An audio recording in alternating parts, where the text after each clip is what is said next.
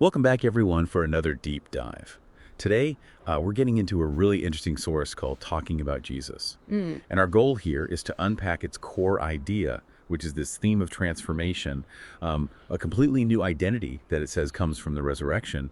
We'll be exploring what it really means, according to this text, to be citizens of heaven. that's right. And it's a key point the source makes from the outset. It looks at the resurrection of Jesus not just as something that happened historically, but as the absolute cornerstone of faith and really the foundation of a whole new identity for anyone united with him. It's presented as a complete shift. Okay, so let's unpack that. This new identity, it sounds really powerful. The source talks about Christ's victory over sin, death, darkness. But the really mind-blowing part is how it says this victory, quote, was not his alone, it was also ours.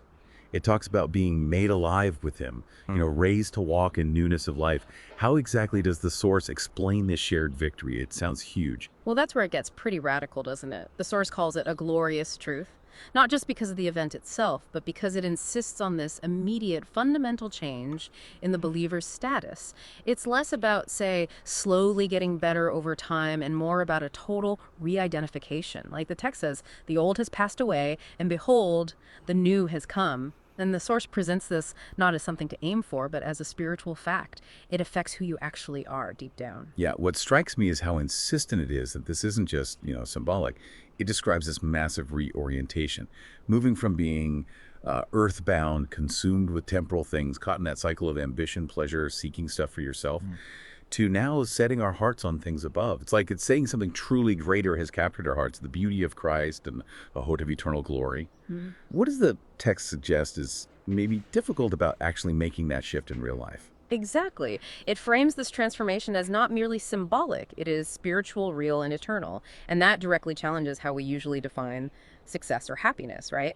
So for you, the reader, it means wrestling with letting go of, well, earthly comforts or securities maybe, and embracing this unseen hope of eternal glory as what really drives you. It's a reorientation that touches every decision, career, relationships, everything, because it redirects your focus from the temporary to the permanent. Okay, so if that's the internal change, what about the external identity? How does the text say that shows up? It brings in this idea of believers now being citizens of heaven, Yep. pilgrims and strangers here, which really emphasizes that this earth is not our home. We are merely passing through. Our lives aren't driven by what we see, but by the unseen. It even talks about seeking new treasures like righteousness, peace, and joy in the Holy Spirit, with joy coming from this unshakable kingdom. Right, and connecting that to the bigger picture, Yeah. the source seems to say the citizen of heaven identity gives you a whole new filter for looking at life. It's not just about beliefs, but about where your true belonging is. And that profoundly reshapes your purpose, where you put your energy, your affections here on earth. It almost fosters a kind of healthy detachment from immediate results, encouraging you to see your life now through that eternal perspective. And it's crucial, isn't it, that this resurrection life is not passive. It is active, powerful, and fruitful. So it's not just a mindset shift, it's a call to do things. The source gives these practical examples like a hunger for holiness, a longing for righteousness, a passion to serve, and really concrete stuff too. We forgive as we have been forgiven. We love because he first loved us. We endure trials with hope. How does the source link these actions to that phrase, shining as lights? It stresses that this deep internal change has to show up in your everyday behavior. It's almost inevitable. These actions, forgiving, loving, enduring, they aren't just, good moral rules. They're presented as the natural result, the overflow of having this new life within you. That's how you shine as lights in a dark world, by living out the reality of this new identity, showing others where your hope comes from, especially when things are tough. So, as we kind of wrap up this dive, the source is pretty direct, isn't it? It warns us not to look back to Egypt or long for the fleeting pleasures of this passing age.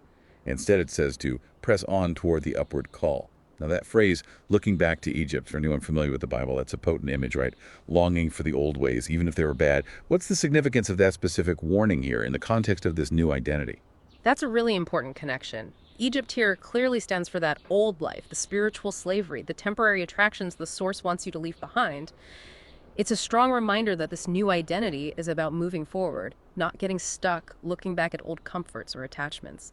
There's a real emphasis on living as those who are alive from the dead and producing fruit, things that last into eternity, all while looking forward to Christ's return. It's a very future-focused way of living. So the core message from talking about Jesus seems to be this massive implication. Christ is risen, and so are we. And it really pushes you, the listener, to think about how your own life might reflect that reality. Every choice, every relationship, every day. Which definitely raises a big question for you to take away. If your identity truly is, as the source puts it, that of a citizen of heaven, how might that perspective fundamentally change your daily choices, your priorities, and how you interact with the world right here, right now?